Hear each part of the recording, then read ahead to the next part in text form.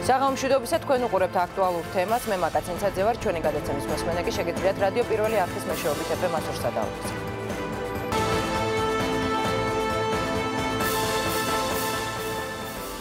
სპეცოპერაცია, რომელიც თითქმის 20 საათის განმავლობაში გრძელდებოდა და შედეგი. რამდენად მზად არიან სახელმწიფო უწყებები მსგავსი შემთხვევებისთვის და მთავრობის მიერ ინიცირებული ცვლილებათა პაკეტი იქნება თუ არა პასუხი უსაფრთხოების თანამედროვე გამოწვევებზე.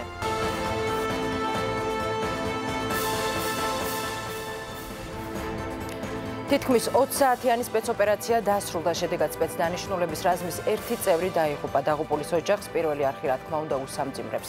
სპეცოპერაციის შედეგად დაშავდა უსაფრთხოების სამსახურის 2 და შინაგან საქმეთა სამინისტროს განსაკუთრებულ დავალებათა დეპარტამენტის 2 თანამშრომელი. სახელმწიფო უსაფრთხოების სამსახურის განცხადებით დაკავებულია დანაშაულებრივი ჯგუფის ერთი წევრი და ლიკვიდირებულია 3. ვინ იყვნენ და რა მიზანი ჰქონდათ დანაშაულებრივი ჯგუფის წევრებს? ამ შეკითხვებზე პასუხის გაცემა გამოძიებას მოუწევს. დღეს კი მოვისმენთ რა ტიპის საფრთხეებზე მიუთითებს მომხდარი და რამდენად მზად არის ქვეყნის შესაბამისი სტრუქტურები გაუმკლავდნენ მსგავს გამოწვევებს. როგორ აისახება ქვეყნის უსაფრთხოებაზე მთავრობის მიერ უსაფრთხოების სისტემაში ინიცირებული ცვლილებები. აქტუალურ თემაში დღეს ჩვენ შეკითხვებს საპარლამენტო უმრავლესობის ლიდერი არჩილ თალაკვაძე უპასუხებს, ასევე დისკუსიაში მონაწილეობდნენ და სტუმარს შეკითხვებს დაუსვამენ პირველი არხის ჟურნალისტი გიორგი ცხვიტავა, ახალი და მიმდინარე ამბების ბლოკის დირექტორი და საერთაშორისო მიმომხილველი გიორგი გვიმრაძე და პირველი არხის ანალიტიკოსი რეზი ქოიავა. მოგესალმებით, ძალიან დიდი მადლობა რომ დაგვითვლეთ დრო და ხართ ჩვენთან სტუდიაში. ბატონო არჩილ, თქვენ როგორც უმრავლესობისა და ნდობის ჯგუფის წევრი და ამავდროულად შინაგან საქმეთა სამინისტროს ყოფილი მინისტრის ყოფილი მოადგილე, რომელსაც რა თქმა უნდა გაქვთ კომუნიკაცია შესაბამის უწყებებთან, წირი იყო ინფორმაცია ის, რაც დღეს გავრცელდა, ამაზე ოდნავ მოგვიანებით კიდევ ვისაუბრებთ. მაინტერესებს თქვენ რა ინფორმაცია გაქვთ და რა შეგიძლიათ რომ გაგვიზიაროთ. საღამომშვიდობისა მაკა, მივესალმები საზოგადოებას. დღეს ნამდვილად რთული დღე იყო და რაც მთავარია, დღეს კიდევ ერთხელ გამოჩნდა თუ რა რთული პროფესიაა, იყო სამართალდამცველი, იყო პოლიციელი.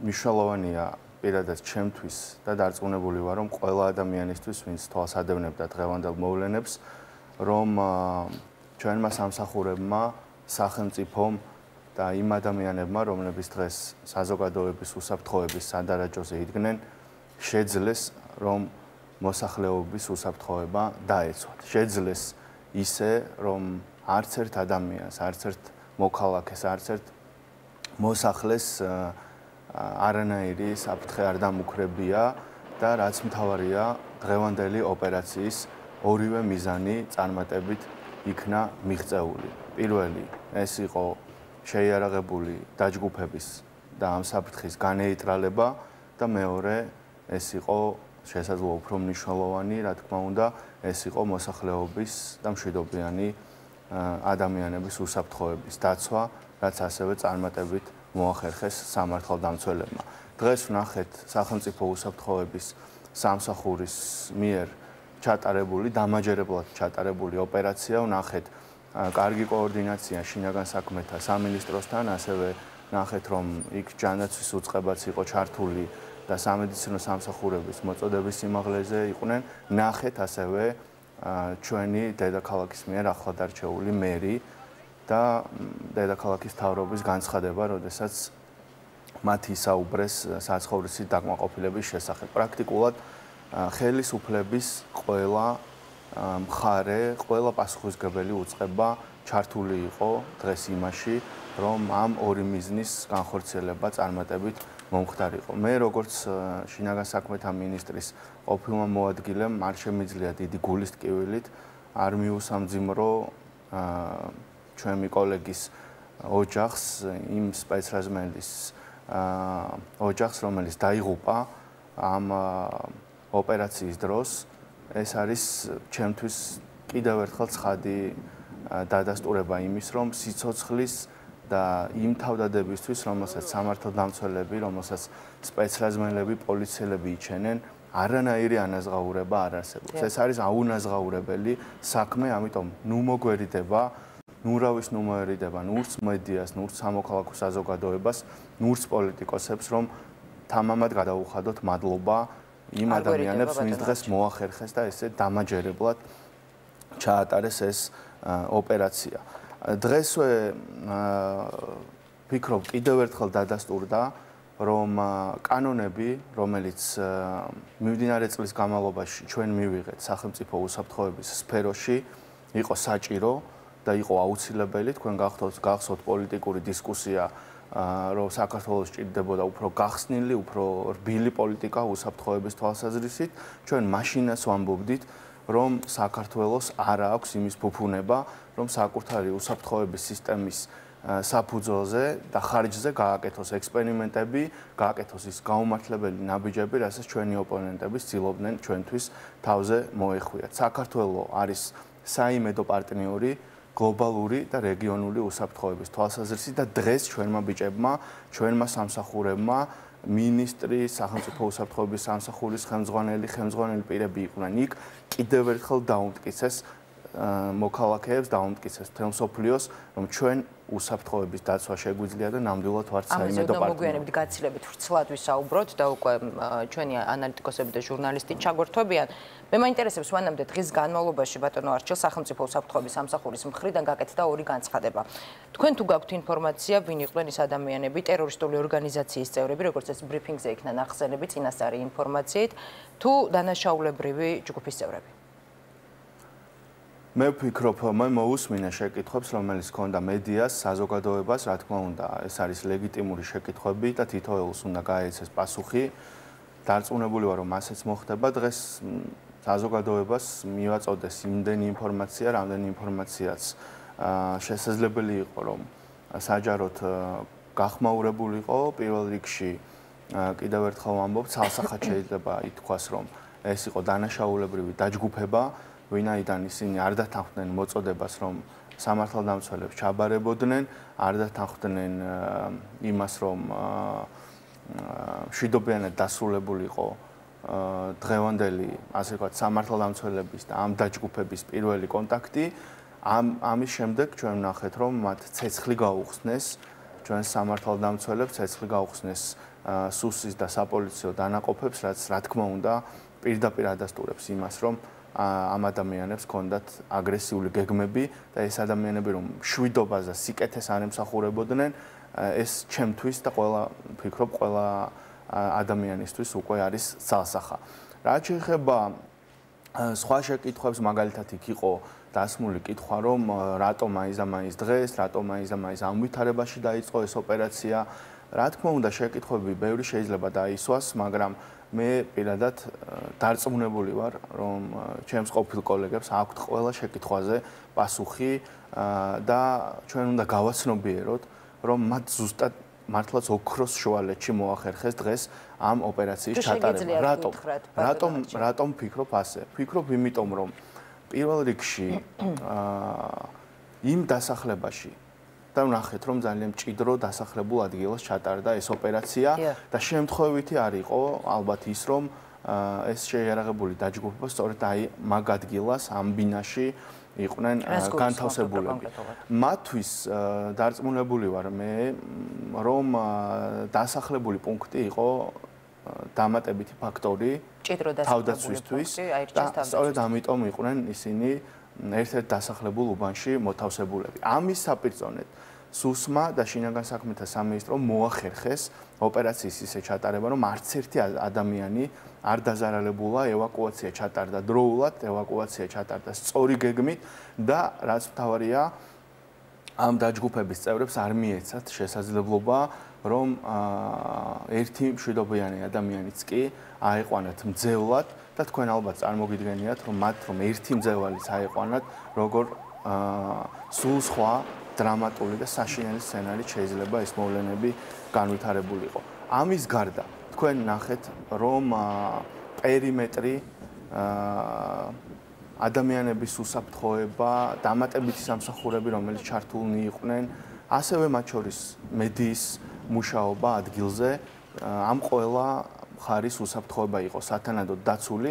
მე არ შემიძლია არ შევაქო თქვენი თანამშრომელი ჟურნალისტი გურამ როგავა, რომელიც დღეს ვფიქრობ ჟურნალისტური სტანდარტის მართლაც მოწოდების სიმაღლეზე დადგა, როდესაც მან მოახერხა ერთდროულად გაეშუქებინა მოვლენები და ამავე დროს საკუთარი ქვეყნის, საკუთარი პირველი არხის სხვა ჟურნალისტი. მოსახლეობის მოქალაქეების უსაფრთხოება დაეცვა. Რა თქმა უნდა, თანაბრად ეკუთვნის მადლობა ყველა ჟურნალისტს, ყველა მედიის წარმომადგენელს, ვინც დღეს ცდილობდნენ, რომ მეტი ინფორმაცია მიეწოდებინათ მოსახლეობისთვის, მაგრამ განსაკუთრებით მე პირადად რაც მოხვდა თვალში, მინდა რომ გურამს გადაუხადო მადლობა. რაც შეეხება ინფორმაციას, თქვენ დამისვით კითხვა, მე ვფიქრობ, რომელი მუხლით მიმდინარეობს გამოძიება, თუ შეგიძლიათ? გამოძიება საქმის კვალიფიკაციასთან დაკავშირებით, განმარტებებით ინფორმირება მოხდება საგამოძიებო ორგანოს მიერ, საკმარისი გარემოებები და ინფორმაცია არსებობს იმისათვის, რომ ამ საქმეს მიეცეს სწორი კვალიფიკაცია, არ იქნება, ვფიქრობ, გონივრული და მართალი, რომ საკანონმდებლო ორგანოს წარმომადგენელმა გაუგზრო მოვლენებს და საგამოძიებო ორგანომდე მივცე. ბატონო არჩილ, კიდევ ერთი ძალიან მოკლედ რომ მიპასუხო და შემდეგ უკვე ჩვენი ანალიტიკოსები და ჟურნალისტი ჩაერთობა საუბარში. სახელმწიფოს პირველადი ამოცანა როგორც წესი არის მისი მოქალაქეების რომ თავს გრძნობდნენ დაცულად და მათი უსაფრთხოების უზრუნველყოფა. ერთ-ერთი ფაქტორი, რა თქმა უნდა, ამ შემთხვევაშიც არის მოსახლეობის მაქსიმალური ინფორმირება, შეძლების დაგვარად. ბევრი ფაქტორის გათვალისწინებით. მე მაინტერესებს, რამდენად მართებულია, როდესაც საზოგადოებას უწევს ფაქტობრივად მარჩიელობა თუ რა მოხდა, თუნდაც იგივე დღევანდელ დღეს. ამას რამდენად არის და არის თუ არა ვალდებული სახელმწიფო ინტენსიურად აწვდიდეს ინფორმაციას, როგორც ამას ვხედავთ სხვა რიგ განვითარებულ ქვეყნებში. დიახ. მე სხვათა შორის თქვენს ეთერში მოსვლამდე კიდევ ერთხელ გადავავლე თვალი ევროპის დედაქალაქებში მომხდარ ტერორისტულ აქტებს, საგანგებო სიტუაციებს, რომელსაც ბოლო წლის განმავლობაში ჰქონდა ადგილი და შემიძლია გითხრათ, რომ საინფორმაციო პოლიტიკა, საინფორმაციო გეგმა თითოეული ასეთი შემთხვევის დროს ძალიან გავს იმ საინფორმაციო გეგმას, რომელიც დღეს ჰქონდა სახელმწიფო უსაფრთხოების სამსახურს. ეს აქ არის რეალურად ორი მიზანი, ერთი რომ საზოგადოების და მედიის ინფორმირება მოხდეს, მაგრამ არის მეორე მიზანიც, რომ არ დაზიანდეს საზოგადოების უსაფრთხოების ინტერესი, არ დაზიანდეს გამოძიების ინტერესი და არ დაზიანდეს იმ უფრო დიდ ბოროტებასთან ბრძოლის ინტერესი, რომელიც დგას აი ასეთი მოქმედებების უკან, იმიტომ რომ ევროპაშიც, იმ ქალაქებშიც, საქართველოშიც თითოეული აი ასეთი ფაქტი, ასეთი გამოვლინება, აგრესია, თავდასხმა ქვეყნის უსაფრთხოებაზე და მოქალაქეებზე, რა თქმა უნდა, ეს არ არის ცალკე აღებული შემთხვევები, ეს არის იმ გლობალური საფრთხეების ნაწილი, რომელიც დღეს არის მსოფლიოში და განსაკუთრებით ეს ემუქრება განვითარებულ და ცივილიზებულ სამყაროს. გასაგებია ბატონო არჩილ, გიორგი, მინდა ამ შემთხვევაში კითხო როგორც ანალიტიკოს. რა დაგანახა დღევანდელმა დღემ, რა ტიპის გამოწვევების წინაშე დგას ჩვენი სახელმწიფო? მაკა, სანამ გადავიდოდე კონკრეტულად შენი კითხვაზე პასუხს სანამ დავიწყებდე, ხადია მეც მიუსამძიმრებ იმ ოჯახს. იმ სპეცრაზმელსაც იმ თქვათ შეუერთდები იმ პათოსს, სადაც ჩვენ გარკვეული თვალსაზრისით ვაქებთ და მოგწონს ჩვენი სპეცსამსახურების მუშაობა დღევანდელ დღეს. აუცილებელია ამის თქმა, იმიტომ რომ მართლაც ადამიანები თავის სიცოცხლეს წირავენ იმ ნაწილში, როცა უპირისპირდებიან მსგავსი ტიპის საფრთხეებს. თუმცა სანამ მართლა პასუხს და ერთი ესეთი დამაზუსტებელი კითხვა მინდა ბატონ არჩილს დაუსვა, იმიტომ რომ ჩემი და ზოგადად ანალიზი მაინც უფრო მეტ ინფორმაციას მოითხოვს იმისთვის, რომ სწორად განსაზღვროთ, საით შეიძლება ქროდეს ჩვენი გონება. როდესაც საუბარი იყო დღეს ბრიფინგზე, პირველ ბრიფინგზე იყო ნახსენები, რომ ეს იყო გარკვეულ საერთაშორისო ტერორისტულ ორგანიზაციასთან დაკავშირებული ადამიანები, სუსის პირველ ბრიფინგზე წინასწარი ინფორმაციით ასე იყო ცხადია ნათქვამი. შემდგომ ბრიფინგზე, რომელიც სპეცოპერაციის დასრულების შემდეგ გაიმართა, იქ უკვე იქნა ნახსენები დანაშაულებრივი ჯგუფი. აქ უკვე დაბნეულობა შემოდის ჩვენთვის, ბატონო არჩილ, ანუ რაზე ვიფიქროთ, ტერორიზმის საფრთხეზე ვიფიქროთ თუ სხვა ტიპის დანაშაულზე უნდა ვიფიქროთ, ანუ რასთან გვაქვს საქმე, ხო? ანუ იმ მასშტაბიდან გამომდინარე, რომელიცაც დღეს მიმდინარეობდა დღევანდელი დღე, ბევრ რამეზე შეგვიძლია ვისაუბროთ, ტერორიზმიდან დაწყებული, იარაღის ტრაფიკით გაგრძელებული და ძალიან ბევრი კიდე სხვა ორგანიზებულ დანაშაულზე შეგვიძლია ვისაუბროთ. უფრო მეტი კონკრეტიკა ამ შემთხვევაში, ანუ რა ტიპის საფრთხეებზე ვისაუბროთ, ამისთვის არის საჭირო ვიცოდეთ სწორად. თუმცა თამას ზევიდან დაერთო ის, რომ სახელმწიფო უსაფრთხოების სამსახურის ხელმძღვანელის მიერ იქნა ნახსენები, რომ ამას შეიძლება გარკვეული თვალსაზრისით უკვე მივანიჭოთ ტერორისტული აქტის კვალიფიკაცია დღევანდელ დღეს. აი რასთან გვაქვს საქმე, უფრო აი ეს რაღაცა კონკრეტულად თუ შეიძლება რომ ვთქვათ, იმიტომ რომ მე შემდეგ გავაგრძელოთ უკვე შენს კითხვაზე პასუხი. ბატონო. დიდი მადლობა. მართლაც რომ საინტერესო კითხვა არის, მე ვეცდები თქვენთან ერთად უპასუხო ამ შეკითხვას, ანუ დავიწყებდი იმით, რომ ყველანი ვთანხმდებით და განსაკუთრებით კრიმინალისტიკაში ჩახედული ადამიანები, რომ ის რაც დღეს მოხდა, ეს არ იყო არც ყაჩაღობა, ეს არ იყო არც ძარცვა, ეს არ იყო არც იარაღით ვაჭრობა, ან სხვა რომელიმე ძალადობრივი დანაშაული, რომელიც სამოქალაქო ცხოვრებაში, ყოველდღიურ ცხოვრებაში ჩვეულია და არ იწვევს რაღაც განსაკუთრებულ განგაშს სამოქალაქო საზოგადოებაში. შესაბამისად, თავად ის გარემოება, რომ ამ ადამიანებს ჰქონდათ მარაგი, იარაღის მარაგი, მათ ჰქონდათ დაქირავებული ბინა სპეციალურად, სადაც ერთად იყვნენ და ინახავდნენ ამ იარაღს. ის გარემოება, რომ 18 საათის განმავლობაში ისინი არ ჩაბარდნენ პოლიციას, ის გარემოება, რომ საათების განმავლობაში ისინი შეიარაღებულ წინააღმდეგობას უწევდნენ სამართალდამცველებს და რო არ მიეღოთ სამართალდამცველებს ყველა შესაბამისი ზომა, ალბათ თქვენ წარმოგიდგენიათ, რომ მათ გაცილებით აგრესიულ გეგმაზე შეეძლოთ წასვლა.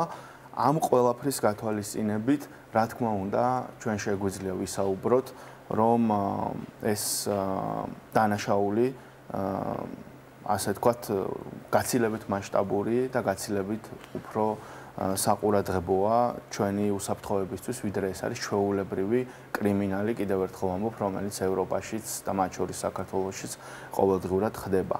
რაც შეეხება ტერორიზმს, ასევე დღეს იქნა შეკითხვა დაუსვეს ბატონ პრემიერს, რომელი ქვეყნის წარმომადგენლები არიან და საიდან არიან წარმოშობით ეს ადამიანები. მე პირდაპირ გეტყვით, რომ ეს ადამიანები არიან ერთადერთი წარმოადგენენ ერთადერთ რამეს და არიან წარმოშობით ერთადერთი წყაროდან, ეს არის ბოროტება. ამ შემთხვევაში არ აქვს მნიშვნელობა თუ სად დაიბადნენ ისინი, ვისი მოქალაქეობა აქვს, ცნობილია წინასწარი ინფორმაციით, რომ ისინი არ არიან საქართველოს მოქალაქეები, მაგრამ ეს ადამიანები დღეს ნამდვილად წარმოადგენენ ბოროტებას.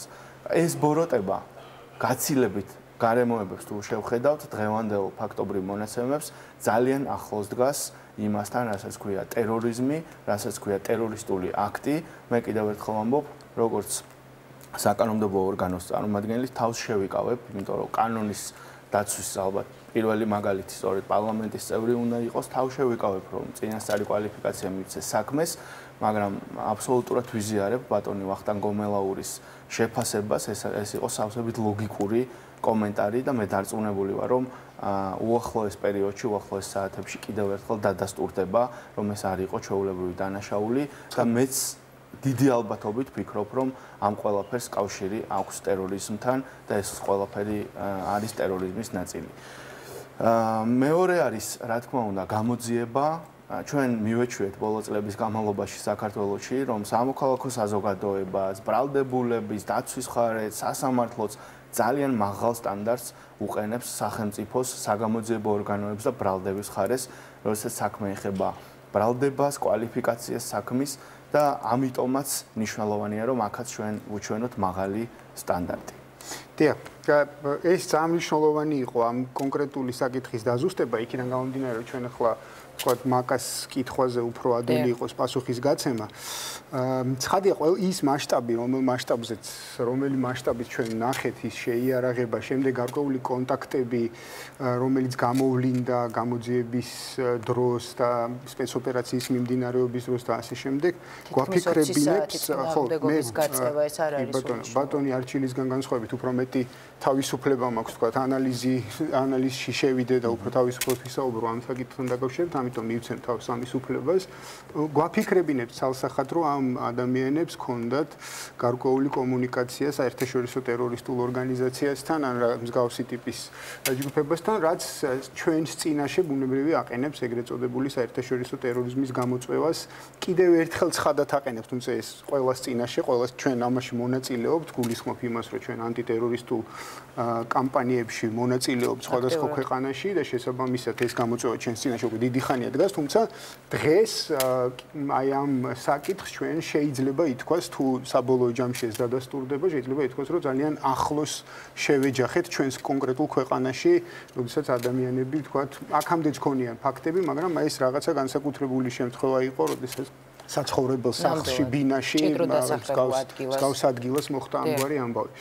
აი ეს რაც თავარია, აი ამ ტიპის გამოწვევები განსაკუთრებით ახლა აქტუალური ხდება მთელი მსოფლიოსთვის, თუ გავითვალისწინებთ იმას, რომ სირიასა და ერაყში მოქმედი ტერორისტული ორგანიზაცია, ეგრეთ წოდებული ისლამური სახელმწიფო, რომელსაც ადგილობრივ ენაზე და ჩვენ შემდეგ აბრევიატურით დაეშს უწოდებთ, ის პრინციპში შეიძლება ითქვას, რომ როგორც გეოგრაფიული წარმონაქმნი დამარცხდა და შესაბამისად იწყება სხვა ეტაპი ამ ორგანიზაციის ცხოვრებაში. ეს ეტაპი გულისხმობს მისი მებრძოლების გადაადგილებას, ამ იდეების სხვა ადგილებში და ფრაგმენტაციას, ანუ დაეშის მიერ წამოწყებული ეგრეთ წოდებული სახალიფოს იდეის ფრაგმენტაციას სხვადასხვა ადგილებში გაჩენას, თუმცა ეს დიდი ხნის დაწყებული ხა ჩრდილოეთ კავკასიაში დაახლოებით 2 წელია, რაც არსებობს დაეშის ეგრეთ წოდებული ვილაიათი, ეგრეთ წოდებული ფილიალი. რომელთანაც ასევე არ შეიძლება გამოურიცხოთ თქვათ იმ ადამიანების კონტაქტი ან კავშირი, რომლებზეც დღეს ჩვენ ახლა ვსაუბრობთ, ხო? შესაბამისად, აი ეს პროცესი, რომელიც აი ამ მებრძოლების, დაეშის მებრძოლების დაბრუნებას მათ ოჯახებში და ჩვენთვის ცნობილია, რომ რამდენიმე ათეული ადამიანი იბრძოდა სირიასა და ერაყში საქართველოსთან მათ შორის, ხო, სხვადასხვა რეგიონიდან, ხო? ეს ციფრი, სხვადასხვა ციფრი მომისმენია პირადად მე, მინიმალური იყო 40, მაქსიმალური 200 მაგალითად, ან ასე შემდეგ. ზუსტი ციფრი არ ვიცი, მაგრამ ეს გადაადგილება ადამიანებისა აჩენს გარკვეულ გამოწვევებს, ეს გამოწვევები შეიძლება იყოს იდენტიფიკაციასთან დაკავშირებული, პასუხისგებასთან დაკავშირებული, ჩვენ გვაქვს კანონი მაგალითად, რომელიც უკანონო შეიარაღებულ ფორმირებებში მონაწილეობას სისხლის სამართლის დევნას ითვალისწინებს ამ ყველაფერზე, მაგრამ ამავდროულად არის რესოციალიზაციის, მაგალითად ერთ-ერთი კვლევითი ორგანიზაციის მიერ დასახელებულია, რომ მიუხედავად იმისა, რომ შეიძლება ადამიანები დააკავო, ამავდროულად ჩნდება პრობლემა, აი აქ დავასრულებ უკვე, ამავდროულად ჩნდება ის პრობლემა, რომ მათ შეიძლება გააგრძელონ მათი თანამესაკნეების რეკრუტირება და ასე შემდეგ. ანუ ამგვარი ტიპის პრობლემები ძალიან აქტიური ხდება ჩვენს წინაშე და აი ამგვარი ტიპის გამოწვევების წინაშე ვდგებით სულ უფრო მეტად და სულ უფრო აქტიურად. ეს ძალიან მნიშვნელოვანი საკითხი, რომელიც გარკვეულწილად არის ბმაში იმასთან, რაც მოხდა დღეს და გავლენაც შესაძლოა მოახდინოს სამთავრობო ცვლილებებს გულისხმობ. რეზი ქოიავას ჩვენს ანალიტიკოსს ჰქონდა ამ საკითხთან დაკავშირებით შეკითხვები. ბატონო არჩილ, თქვენი საუბრეთ უსაფრთხოების სისტემის რეფორმაზე, რომელიც განხორციელდა ბოლო წელს და რომელსაც ყურადღების მიქცევა დღეს განსაკუთრებით აქტუალურია. ერთ საინტერესო მოვლენას მინდა გავუსვათ ხაზი, გიორგი მაც ისაუბრა რეგიონში მიმდინარე ცვლილებებზე და დღევანდელმა ფაქტმაც დაგვანახა, რომ საქართველოს უსაფრთხოებას ახალი გამოწვევები დაუდგა უკვე წინ. ამ პირობებში ჩვენ გავაუქმეთ საგარეო დაზროვა და შევუერთეთ იგი სულს. თქვენი საუბრეთ, რომ საქართველოს არ აქვს ექსპერიმენტების ფუფუნება, ასე ვთქვათ, და მან ექსპერიმენტებს არ უნდა მიმართოს. აღნიშნული გადაწყვეტილება პირდაპირ შეგვიძლია ვთქვათ, რომ იშვიათი მოვლენაა საერთაშორისო პრაქტიკაში, რადგან მსოფლიოს თითქმის ყველა ქვეყანაში ეს ორი უწყება ერთმანეთისგან გამიჯნულია, რასაც გარკვეული მთელი რიგი მიზეზები გააჩნია. მაყურებელს რო განუმარტოთ, საგარეო დაზროვა საგარეო ინფორმაციის მოპოვებითაა დაკავებული და საგარეო საფრთხეებზე რეაგირებს მაშინ, როდესაც კონდაზროვა ქვეყნის შიგნით იბრძვის უცხო ქვეყნის სპეცსამსახურების წინააღმდეგ. ხომ არ დაასუსტებს აღნიშნული გადაწყვეტილება საგარეო დაზროვას. აქვე მინდა შეგახსენოთ, რომ 2005 წელს წინა ხელისუფლებას უკვე ჰქონდა ამ ორი უწყების გაერთიანების ცდილობა, რასაც ნეგატიური გამოხმაურება მოყვა ჩვენი დასავლელი პარტნიორების მხრიდან.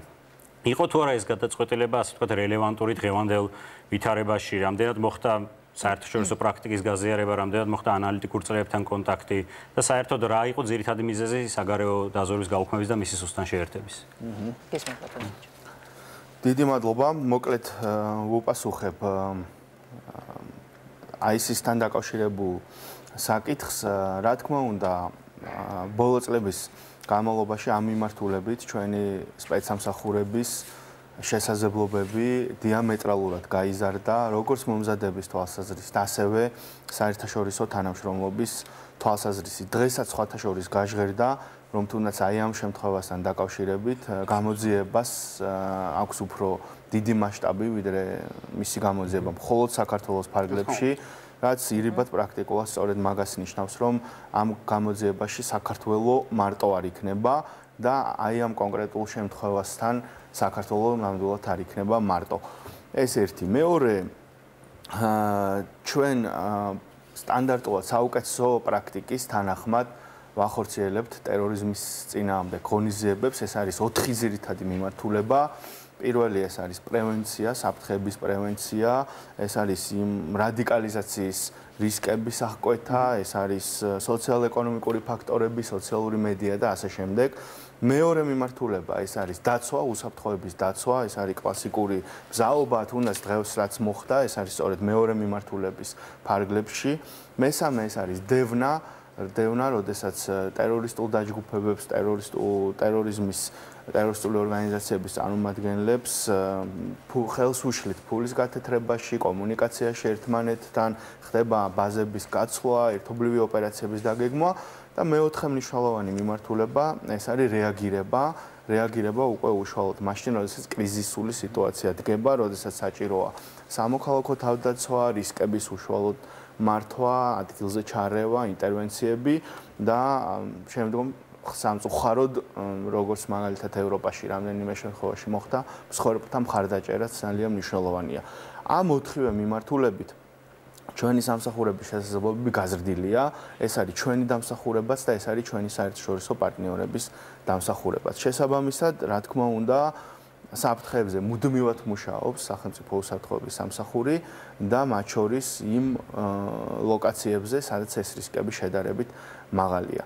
ამიტომ არის სწორედ, რომ სტანდარტულად ჩვენ ტერორისტული აქტების შესახებ ვიგებთ მაშინ, როდესაც ტერორისტები ესხმიან თავს მოქალაქეებს და საზოგადოების უსაფრთხოებას.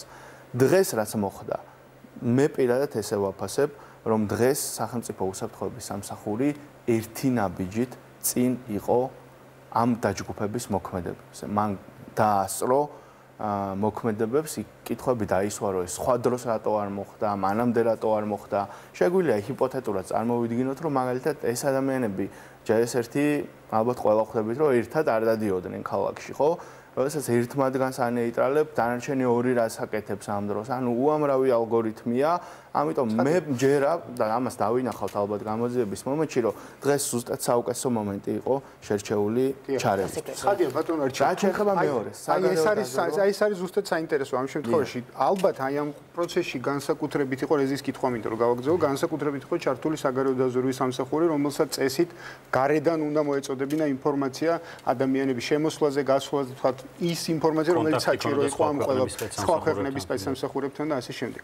აი ასეთ ვითარებაში აი ამ საფრთხეებთან განსაკუთრებით რელევანტურია რეზის კითხვა, ჩემი აზრით, ყოველ შემთხვევაში რა იქნება შემდეგ, როდესაც ეს ინიციატივა განხორციელდება. რაც შეეხება საგარეო დაზვერვას, მე შევაფასებდი ამ სამსახურს როგორც მაღალი პროფესიონალური რეპუტაციის მქონე სამსახურს.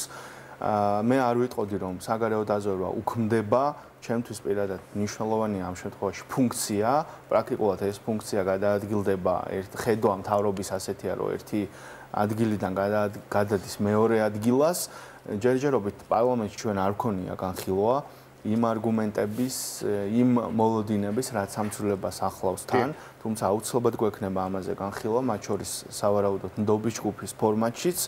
მე პირადად მაქვს მოლოდინი, რომ საგარეო დაზვერვის ფუნქციონალი, როგორც ასეთი, არ დასუსტდება და პირიქით ის უნდა გაძლიერდეს ეს სასახა. იცით რა არის სამნიშნულოვანი? ამ ფუნქციების აღრევა არც ერთ ვარიანტში არ მოხდება. ამაში მე დარწმუნებული. კი ბატონო, ეს არის ძალიან პრობლემური, იმიტომ რომ ჩემი აზრით ყოველ შემთხვევაში ჩემს სუბიექტურ აზრს გამოვხატა ამ შემთხვევაში, რომ პირობითად სახელმწიფო უსაფრთხოების სამსახური ვიცილად არის კანონდამცველი ორგანიზაცია. ის კანონის დაცვაზე და თქვათ ამ საფრთხეების ამ ფორმით არიდებაზე სხვისი ანალიტიკური ფუნქციები აქვს მას უფრო მეტად. ცხადია, თუმცა იმ კანონდარღვევების აღკვეთა, რომელიც ქვეყნის შიგნით სხვა ქვეყნებიდან შეიძლება მომდინარეობდეს, ერთ-ერთი მნიშვნელოვანი ფუნქცია ამ ორგანიზაციის. მაშინ როცა საგარეო დაზვერვის სამსახური თავისი პრინციპით კანონდარღვევი ორგანიზაცია, სხვა ქვეყნის ტერიტორიაზე როგორც წესი, საგარეო დაზვერვის სამსახურის წარმომადგენლები როგორც წესი კანონს არღვევენ. ისინი იმ ქვეყანაში, იმ კანონის წინააღმდეგ მოქმედებენ, რომელი კანონიც იქ მოქმედებს.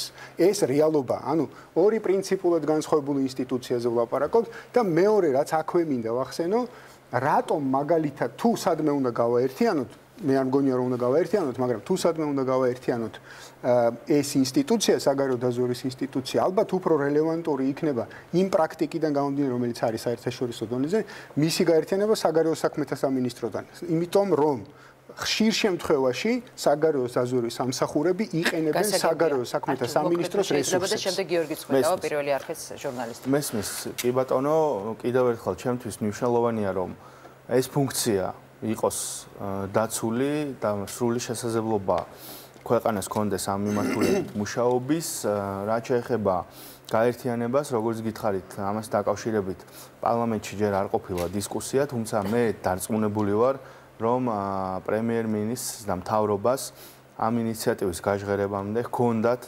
ინტენსიური კონსულტაციები როგორც სფეროს ექსპერტებთან, ასევე საერთაშორისო პარტნიორებთან, ალბათ ჩვენ აქ ვინც ვართ, ყველას კარგად გვესმის, რომ ასეთი ნაბიჯები კონსულტაციების გარეშე როგორც წესი არ იდგმება. მე გვპირდებით, რომ როდესაც დისკუსია იქნება პარლამენტში ამასთან დაკავშირებით, შემდეგ დამატებით უპასუხებ. გასაგებია გიორგი ცხვიტავა. დიდი მადლობა და მეც შემოუერთდები ამ თემას და კითხვა მაქვს შემდეგენ, რამდენად სწორი იყო საბოლოო ჯამში ზოგადად ამ უსაფრთხოების სექტორის რეფორმირება, გულისხმობ მთავრობის ამ ინიციატივას, არა მხოლოდ ორი კონკრეტული უწყების გაერთიანებას, არამედ პრაქტიკულად სტრატეგიული დონის მოშლას, ვინ იქნება პასუხისმგებელი სტრატეგიული დოკუმენტების შემუშავებაზე. უშუალოდ საბჭოს გასაგებია ეს ორგანო საერთოდ აღარ იარსებებს ძალიან მალე პრესების საბჭო გაუქმებულია საბოლოო ჯამში აი ისეთ საფრთხეებზე როგორზეც ეხლა ვსაუბრობთ დღეს ვსაუბრობთ ხო იგივე ბოროტებაზე თქვენ ახსენეთ რომელიც სინონიმი არის ტერორიზმის ხო ვინ შეიმუშავებს საერთოდ ვინ განსაზღვრებს ამ საფრთხეებს და ვინ იქნება მაკოორდინირებელი შემდეგ უკვე უწყებებსთან ვინ იმუშავებს ამაზე დიდი მადლობა მე ველოდი ამ კითხვას რო არ მოგატყუოთ, იმიტომ რომ საკონსტიტუციო რეფორმა, როდესაც ჩვენ განვახორციელეთ და იცით რომ საკონსტიტუციო რეფორმა სამი მნიშვნელოვანი მხარდაჭერა ჰქონდა საბოლოო ჯამში, ეს არის საზოგადოების მხარდაჭერა, ეს არის პარლამენტში უმრავლესობის მხარდაჭერა და ეს არის ვენეციის კომისიის დადებითი დასკვნა. იქ ზუსტად უშიშროების საბჭო პრაქტიკულად გარდაიქმნება თავდაცვის საბჭოთ, მაგრამ მე მინდა საზოგადოებას ძალიან მარტივად აუხსნა, თუ რა ცვლილება მივიღეთ ჩვენ ახალი კონსტიტუციით. რეალურად მივიღეთ შემდეგი ცვლილება, რომ ის ორგანიზაციები, ის სამინისტროები და ის მინისტრები, რომელიც მშვიდობიანობის დროს თავდაცვის და უსაფრთხოების ძირითად ფუნქციებზე არიან პასუხისმგებლები. ანუ მშვიდობიანობის დროს, ვინც ყოველდღიურ რეჟიმში სახელმწიფოში ამ ფუნქციებზე არის პასუხისმგებელი ომიანობის და საგანგებო სიტუაციების დროს იგივე ორგანიზაციები, იგივე უწყებები, იგივე მინისტრები ქმნიან საბჭოს, რომელიც პასუხისმგებელი ხდება საგანგებო სიტუაციის მართვაზე ან საომარი ვითარების მართვაზე. ეს არის ჩემთვის პირადად როგორც მენეჯმენტის სპეციალისტისთვის ძალიან მნიშვნელოვანი გადაწყვეტილება, იმიტომ რომ ვინ იცის უკეთ და ვის შეუძლია უკეთ მართოს სიტუაცია გარდა იმ ხალხის და იმ უწყებებისა, რომელიც ამას ყოველდღიურ რეჟიმში აკეთებენ მშვიდობიანობის დროს. ანუ ეს ბოდიშბატონო არჩილ, უნდა ჩაგეკითხოთ ამ შემთხვევაში და უკაცრავად რო გაწყვეტინებთ. ჩვენ ვართ ქვეყანა, რომელსაც პრაქტიკულად 4 წელიწადში ერთხელ გვაქვს სხვადასხვა ინტენსივობის საბრძოლო მოქმედებები. ეს ძალიან სამწუხარო პრაქტიკა გვაქვს და ეს პრაქტიკები გვიჩვენებს, რომ რეალურად საბრძოლო მოქმედებების დროს საკმაოდ რთულად ხდება გადაწყვეტილებების მიღება. ბოლო იყო 2008 ჩვენ გვაქვს საკმაოდ კრიზისული ვითარება მავთულ ხარჯების პოლიტიკასთან დაკავშირებით, ის რომ ოკუპანტი ქვეყანა განაგრძობს საოკუპაციო ნაბიჯებს, ასე რომ ამ გადაწყვეტილებების მიღება მენეჯმენტის თვალსაზრისით რამდენად იქნება, ასე ვთქვათ, ეფექტური, აი ამ კითხვასაც დავსავაქვე. მაგაზეც მუდმივ მოქმედი ორგანო არ იქნება, ხო, როგორც ვთქვით, თავდაცვის. ანუ ცნობილია უკვე რა თქმა უნდა, რომ ამ თავდაცვის საბჭოს ექნება თავისი აპარატი, რომელიც მუდმივ ოპერაციაზე იქნება პასუხისმგებელი. მე თქვენ გეთანხმებით, რომ საქართველოს სჭირდება დინამიური უსაფრთხოება და არა 4 წელში ერთჯერადი უსაფრთხოება, თუმცა უკვე 5 წელზე მეტია გასული, რაც საქართველოს არავითარ პროვოკაციაში არ ჩართულა. საქართველოს არის ერთ-ერთი ყველაზე უსაფრთხო ქვეყანა რეგიონში და მე ვფიქრობ, რომ ეს არის, რა თქმა უნდა, ხელისუფლების დიდი დამსახურება. უსაფრთხოების ამოცანები, ვინ უნდა უზრუნველყოს? შეკითხვას რომ დაუბრუნო, ვინ უნდა უზრუნველყოს?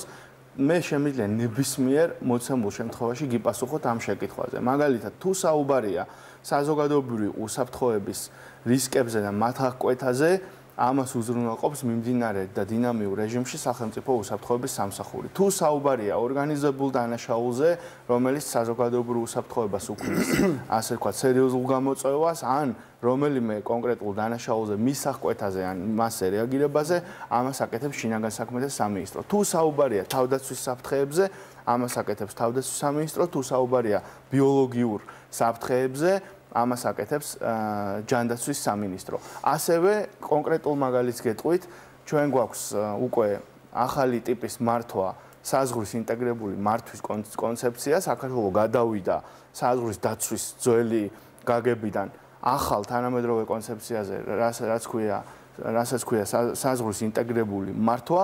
ამ შემთხვევაშიც, როდესაც საზღვრის რომელიმე წერტილში არის პრობლემა, ამ პრობლემაზე რამდენიმე ორგანიზაცია ერთდროულად სინქრონიზებულად რეაგირებს მიმდინარე რეჟიმში. ამას არც ცალკე საბჭო სჭირდება და არც არანაირი ბიუროკრატიული შეკრება. თუმცა რეალურად რო ავიღოთ უშიშროების საბჭოს, ანუ უსაფრთხოების საბჭოს, რაც არ უნდა დავარქვათ, აი ამ ტიპის საბჭოების ფუნქცია მთელ სოფლიოში არის გარკვეული კოორდინაცია იმ ჯგუფებს შორის, რომელიც ახლა თქვენ ჩამოთვალეთ და იმ საფრთხეებს შორის. მაგის გარდა არსებობს იმ ტიპის საფრთხეები,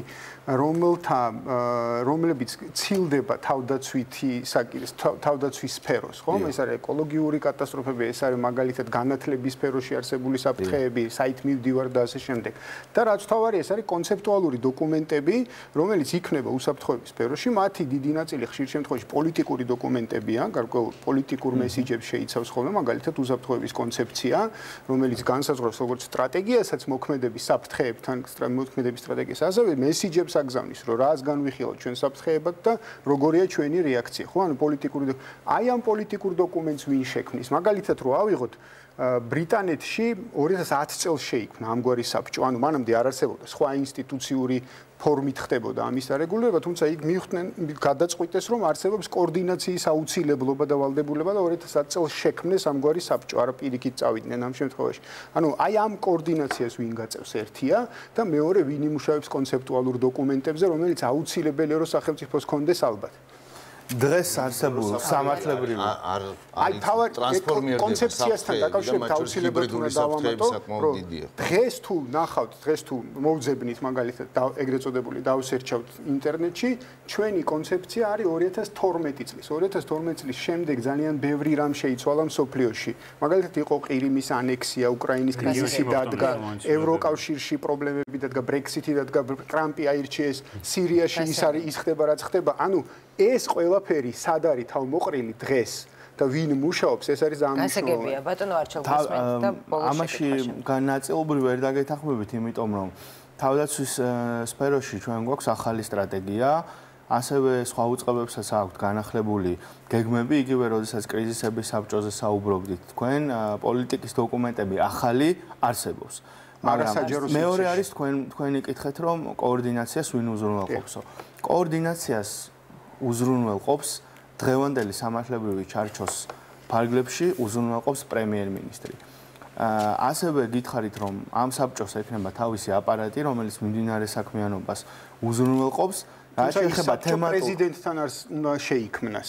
თავდაცვის საბჭო იქნება პრეზიდენტთან და არა პრემიერ-მინისტრთან. თავდაცვის საბჭოს პრეზიდენტი ხელმძღვანელობს მხოლოდ მაშინ, როდესაც საუბარი ვითარებაა. დანარჩენ დროს ამ საბჭოს ყავს მუდმივმოქმედი აპარატი და ეს მთავრობის, ასე ვთქვათ, მთავრობის უფლებამოსილების ქვეშ მუშაობს ეს ფუნქციონალი. შესაბამისად, პრემიერ-მინისტრს დღეს აქვს უფლება, რომ თემატური ან საერთო კოორდინაცია უზრუნველყოს ნებისმიერი მიმართულებით, რა საფრთხების თქვენ ჩამოთვალეთ, ეს კოორდინაცია შეუძლია პრემიერ-მინისტრს და ის აკეთებს კიდეც ამ აპარატის ფარგლებში. მაშინ რამდენი ლოგიკურია ეს ამ აპარატის ფუნქციონალი აუცილებლად გახდება ცნობილი, ჯერ ის არ არის ჩამოყალიბებული, იმიტომ რომ ახალი კონსტიტუცია თქვენ იცით რომ შემდეგი პრეზიდენტის მომდევნო არჩევნების შემდეგ შედის ძალაში, შესაბამისად დრო ჯერ კიდევ აქვს თავრობას რომ ეს ყველაფერი შექმნას. მეორე არის უშიშროების საბჭო, მე რა თქმა უნდა იმ ადამიანების რისკს არ განვეკუთვნები ახლა რომელიც უშიშროების საბჭოს კრიტიკას მივყოფ ხელს პირდაპირ ეთერში, მაგრამ ასევე თქვენ იგივე შეკითხვები დაესმის უშიშროების საბჭოსაც, ხო? თქვათ თუ ჩვენ ვსვამ შეკითხვას, რომ თავდაცვის საბჭო როგორ იმუშავებს, რამდენად ეფექტური იქნება, რამდენად რეგულარული იქნება და რამდენად შეძლებს მიმდინარე მენეჯმენტის უზრუნველყოფას, იგივე შეკითხვები დაესმის დღეს უშიშროების საბჭოსაც. რამდენად შეძლო დღეს უშიშროების საბჭომ რეგულარული მიმდინარე და დინამიური საქმიანობა. ცხადია დაესმის და ჩვენ ვსვავთ ამ კითხვას. ამიტომ მე არ ვფიქრობ, რომ რამე გაუარეს და მე პირიქით ვფიქრობ, რომ თავარი იდეა, რომ აი პასუხისმგებელი პირები მშვიდობიანობის დროს იკრიბებიან ომიანობის დროსაც და იგივე პასუხისმგებლობას ახორციელებენ. ეს არის მენეჯმენტის თვალსაზრისით ძალიან გამართული, იმიტომ რომ ვინ იცის ყველაზე კარგად თქვათ რა ხდება ჯანაცვაში, რა ხდება ეკონომიკაში, რა ხდება ფინანსებში, რა ხდება თავდაცვაში და რა ხდება თქვათ უსაფრთხოების მიმართულებით თუ არა იმ ხელმძღვანელებმა, რომლებიც მთელი ეს პერიოდი ხელმძღვანელობდნენ ამ მიმართულებს. ანუ ეს არის სავსებით ლოგიკური და მე ვფიქრობ, რომ პარლამენტის თავმჯდომარემ ძალიან სწორი აქცენტიც დასვა ახალ კონსტიტუციაში, როდესაც ეს მოდელი შესთავაზა საზოგადოებას და ჩვენს მხარი დაუჭირეთ, რა თქმა უნდა. გასაგებია, სამწუხარო დრო ამოიწურა საეთერო.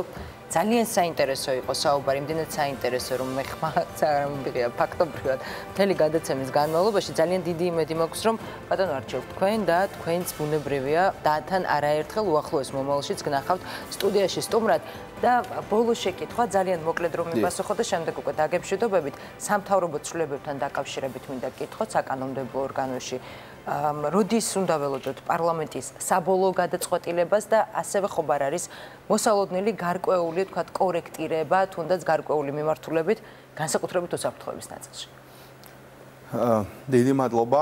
ეს არის ცვლილებათა პაკეტი და ცვლილებები, რომელიც პრემიერ-მინისტრმა და მთავრობამ დაამუშავეს და არის იმ 4-პუნქტიანი გეგმის ნაწილი პრაქტიკულად, რომელიც წინა პერიოდში წარუდგინა პრემიერ-მინისტრმა საზოგადოებას, გახსოვთ ერთ-ერთი მიმართულება არის მმართველობის რეფორმა. ეხლა რა ხდება ამ რეფორმის ფარგლებში ძალიან მოკლედ, ხდება ის, რომ მცირდება სახელმწიფო ადმინისტრაციის და მთავრობის მოცულობა და შესაბამისად იზრდება რესურსები, რომელიც საზოგადოებრივი საჭიროებების გადაწყვეტას უნდა მოხმარდეს. ამას რა ადასტურებს? რომ ეს თანმიმდევრული ნაბიჯია, ამას ადასტურებს რამდენიმე ფაქტობრივი მონაცემი. პირველი, რომ 2017 წელს საქართველოს მთავრობამ უკვე 76 მილიონით ნაკლები დახარჯა საჯარო სამსახურში შრომის ანაზღაურებაზე და ადასტურებს ისიც, რომ 2018 წელს 18 წლის ბიუჯეტის პროექტს თუ ჩავხედავთ, იქ ჩანს, რომ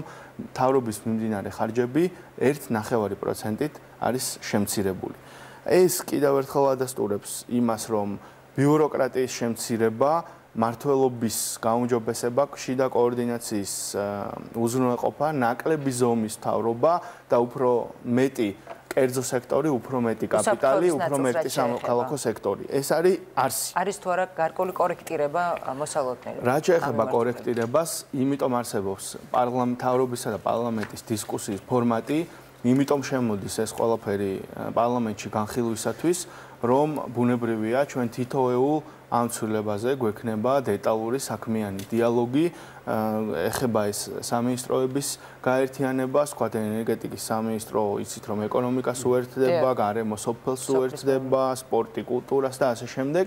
ამ ცვლილებებზე სათითაოდ კომიტეტების მიხედვით, რა თქმა უნდა, ჩვენ გვექნება ძალიან დეტალური განხილვა, მაგრამ თვითონ იდეას, რომ ადმინისტრაციის შემცირება მოხდეს, მე პირადად უმრავლესობის სახელით გეუბნებით, რომ ვეთანხმებით და ასევე მიმაჩნია, რომ პრემიერ-მინისტრმა ამით რეალურად თქვა ხალხის სათქმელი, იმიტომ რომ ხალხის დაკვეთა არის სწორედ ის, რომ შემცირდეს სახელმწიფო ადმინისტრაციის მოცულობა და მეტი რესურსები დარჩეს კერძო სექტორს, ბიზნესს და სამოქალაქო საზოგადოებას. და ბოლო კომენტარი, მე ვფიქრობ, რომ ეს ცვლილებები განამტკიცებს საქართველოს ევროპულ კურსს, იმიტომ რომ ევროპის წარმატებულმა ქვეყნებმა სწორედ ეს გააკეთეს წლების წინ, განამტკიცებს საქართველოს ეკონომიკური განვითარების ტემპებს და განამტკიცებს ასევე ჩვენი ქვეყნის საინვესტიციო იმიჯს, იმიტომ რომ ნაკლები ფულით თუ იმართება ქვეყანა, რა თქმა უნდა, ინვესტორისთვის ეს არის მიმზიდველი, სადაც ბიუროკრატია არის ნაკლები. უსაფრთხოებაზე მე დარწმუნებული ვარ, რომ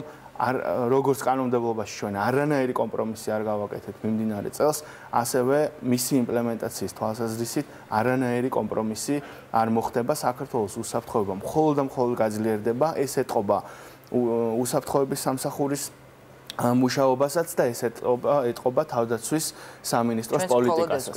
თავდაცვის სამინისტროსაც აქვს ძალიან ძლიერი კონცეფცია და კურსი აღებული, ეს არის ტერიტორიული თავდაცვის გაძლიერება და ეს არის საქართველოს მონაწილეობის გაზრდა საერთაშორისო ძალისხმევაში, სადაც მათ შორის, რა თქმა უნდა, ტერორისტულ საფრთხეებთან ბრძოლაც შედის. ძალიან დიდი მადლობა ბატონო არჩილ, ძალიან დიდი მადლობა, ძალიან საინტერესო შეკითხვებისთვის. თქვენ უყურებდით აქტუალურ თემას, ჩვენი სტუმარი იყო არჩილ თალაკვაძე, დისკუსიაში კი მონაწილეობდნენ პირველი არხის ჟურნალისტი გიორგი ცხვიტავა, ახალი და მიმდინარე ამბების ბლოკის დირექტორი და ასევე საერთაშორისო მიმომხილველი გიორგი გვიმრაძე და პირველი არხის ანალიტიკოსი რეზი ქოიავა. აქტუალური თემა ხვალ 21 საათსა და 30 წუთზე შემოგიერთდებათ. დროებით.